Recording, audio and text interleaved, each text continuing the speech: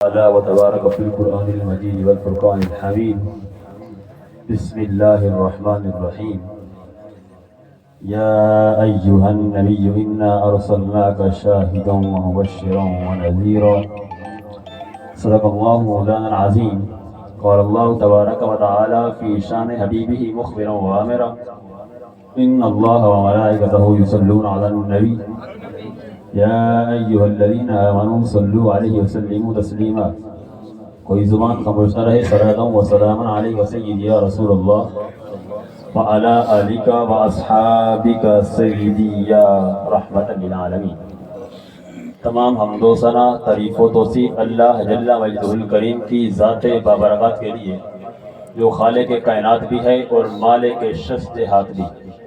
اللہ جل وعلا کی حمد و ثنا کے بعد حضور نبی اکرم شفیع امم رسول محتشم نبی مکرم اللہ کے پیارے امت کے سہارے حضور ختمی المرتبت حضرت محمد مصطفیٰ صلی اللہ علیہ وسلم کے حضور ناز میں اپنی عقیدتوں ارادتوں اور محبتوں کا خیرات تحسین پیش کرنے کے بعد علی مرتبت محتشم سامعین ذی وقار اساتذہ و علماء کرام حاضرین و ناظرین حضرات السلام علیکم ورحمۃ اللہ وبرکاتہ.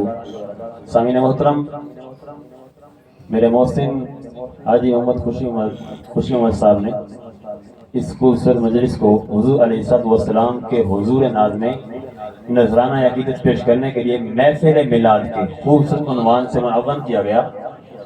آپ لوگ جس شوق کے ساتھ، جس بلبلہ کے ساتھ، جس محبت کے ساتھ حضور کے میلاد پر تشریف لائے، اس کا بہتر صلہ اللہ آپ کو نصیب فرمائے. آپ کے سامنے علماء کرام نے بہت ہی علمی گفتگو کی.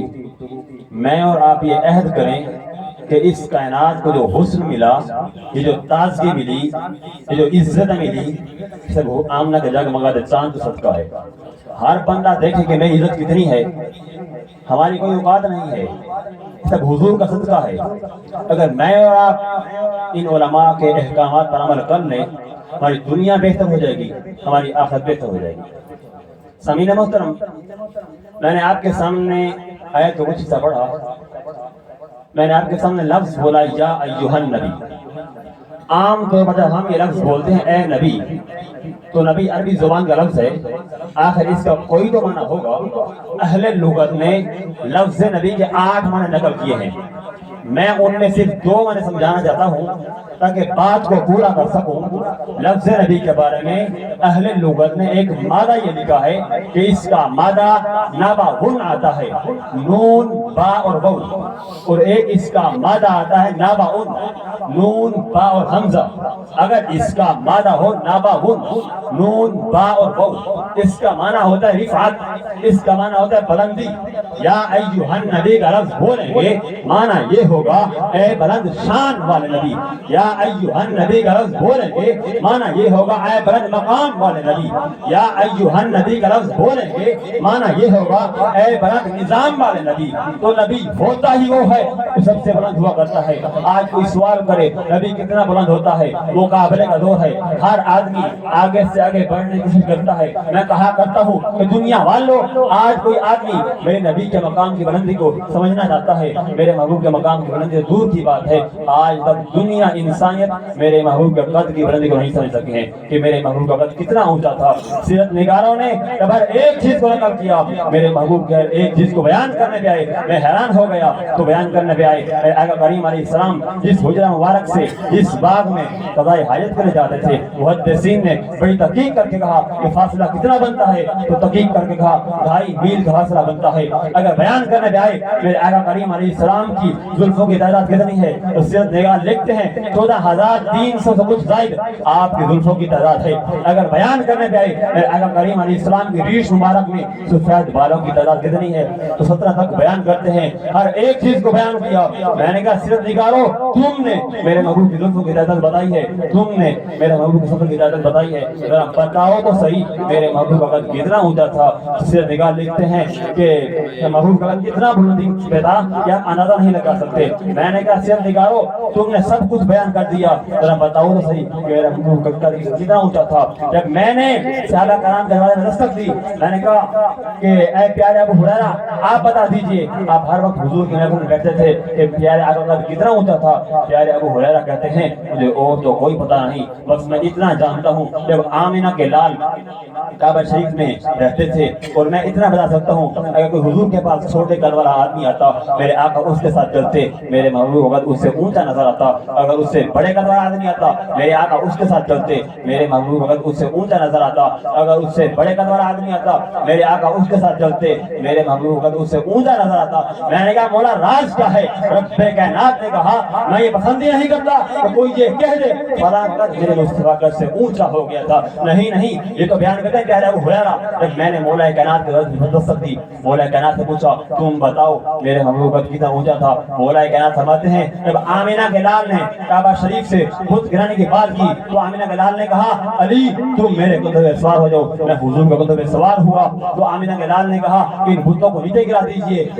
آمینہ کے لال نے بھی اعلان کیا کہ اے علی ذرا بتاؤ تو صحیح کتنا بلندی پہ چلے گئے ہو. یا علی کہتے ہیں یا رسول اللہ علیہ السلام بظاہر تو آپ کے کندھوں پہ کھڑا ہوں، اگر اجازت ہو تو عرش کو پائے سے نیچے کھینچ سکتا ہوں. اتنا اوپر چلا گیا. سامعین محترم اگر اس سے کیا غور کرتے ہیں جب میں راج یاد ہو دیتا ہوں تو پتہ ہی چلتا ہے کہ عرش نیچے رہ جاتا ہے، مصطفیٰ اونچا چلا جاتا ہے. کوئی فلک اٹھتے رہ یار گیا، کوئی جا کے سدرت ہار گیا، ایک کالیاں زلفاں والا سی میرا عرش تو ویلنگ پار گیا. سامعین محترم مختصر بات کر رہا ہوں. میں نے لفظ بولا یا ایھا النبی، اس کا دوسرا معنی یہ ہے نابا نون با اور حمزہ. اس کا معنی کیا ہوتا ہے؟ نابا کا معنی ہوتا ہے خبر دینا. پہلا معنی یاد کرتے جائیے. لفظ نبی کا معنی نابا کیا ہے، اس کا معنی ہے بلندی. حضور بلند شان والے ہیں، بلند مقام والے ہیں.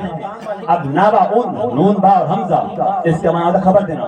بھائی نبی کس بات خبر دیتا ہے؟ اگر نبی فرش پہ بیٹھا ہو خبر عرش کی دیتا ہے. اگر نبی فرش پہ بیٹھا ہو خبر عرش کی دیتا ہے. اگر عرش پہ چلا جائے تو خبر فرش کی دیتا ہے نا. نہیں یہی بات سمائیں. معروف روایت پیش لگا ہوں. ایک تو بڑی معروف روایت ہے کہ آقا کریم نے بیٹھے بیٹھے ہاتھ بلند کیا، زینت میں چلا گیا ہاتھ آپ کا. لیکن ایک بڑی معروف روایت ہے، اس کو عقیدے کی بنیاد پر نہیں، عقیدہ اور عقیدہ ملا کر اس کو ذہن میں رکھ کے جانا ہے کہ آقا کریم علیہ السلام مصلی پر تشریف فرما ہے. آپ نے بیٹھے بیٹھے مسکرایا، تبسم فرمایا، غلام دیکھ رہا تھا. آقا کریم مسکرائے کیوں ہیں؟ آقا پوچھتا یا رسول اللہ علیہ السلام آپ مسکرائے کیوں ہیں؟ حضور تاجدار کائنات نے فرمایا اے میرے غلام میرا رب مسکرا رہا تھا، میں نے بھی مسکرانا شروع کر دیا. اب وہ غلام پوچھتا ہے پوچھنا لوں اللہ کیوں مسکرا رہا تھا؟ یہ بھی تو پتا ہوگا. تو آقا عرض کرتا ہے یا رسول اللہ اللہ کیوں مسکرا رہا تھا؟ حضور تاجدار کائنات نے فرمایا کہ اللہ کی بندے کے ساتھ باتیں ہو رہی ہیں، مکالمہ ہو رہا ہے. بندے گل جا کی تھی رب مسکرا پیا. اب مکالمہ کیا ہو رہا ہے جی؟ مکالمہ یہ ہو رہا ہے کہ جب قیامت دن ہوگا نا اللہ تعالیٰ دوزخ سے مسلمانوں کو نکال کر جنت میں داخل کرے گا. جس بندے کو اللہ سب سے آخر میں جنت میں داخل کرے گا اس سے مکالمہ ہو رہا ہے. اس بندے کا چہرہ ہے آگ کی طرف، پیٹھ ہے دروازے کی طرف. اب وہ بندہ کہتا ہے مولا میرا چہرہ دروازے کی طرف کر دے، پیٹھ آگ کی طرف کر دے، چہرہ تو بچ جائے. مولا رب کائنات نے کہا اے بندے ایک ہی بار مانگ جو کچھ مانگتا ہے. اب بندہ کہتا ہے مولا یہ کوئی دے دے اور میں کوئی نہیں مانگتا. جب ایسا کیا نا رب نے حکم دیا فرشتوں کو اس کا چہرہ کر دو دروازے کی طرف، پیٹھ کر دو آگ کی طرف. باہر بڑا کچھ نظر آیا. اب وہ بندہ کہتا ہے میں نے تھوڑا مانگا، مولا مجھے جنت عطا کر دے. اب معلوم ہوا اگر نبی فرش پہ بیٹھا ہو تو خبر عرش کی دیتا ہے، اگر عرش پہ چلا جائے تو خبر فرش کی دیتا ہے نا. یہ تو ہے میرے محبوب قد کی بلندی. حضور کے مکان بلندی کا اندازہ نہیں لگا سکتے نا. وجود کائنات سے پہلے ایک تارا چمکا، جو وہ چمکا تو کیا چمکا، عرش سارا چمکا. بوقت سجدہ آدم کا بدن سارا چمکا، زمین چمکی زماں چمکا، اسمان سارا چمکا. اسما ہوگا سحر کے نور سے آئینہ پوش، اور ظلمت رات کی سیما ربا ہو جائے گی. اس قدر ہوگی ترنم آفری باد بہار، نکھت عابدہ غنچہ کی نوا ہو جائے گی. پھر دلوں کو یاد آئے گا پیغام سجود، پھر جبیں خاک حرم سے اشنا ہو جائے گی. رب تعالی ہم سب کو عمل کرنے کی توفیق عطا فرمائے. وما علی الا البلاغ. عمران سعیدی صاحب ماشاءاللہ بیان فرمائیں گے. بس ٹائم جو ہے نا کافی ہو گیا ہے اور انشاءاللہ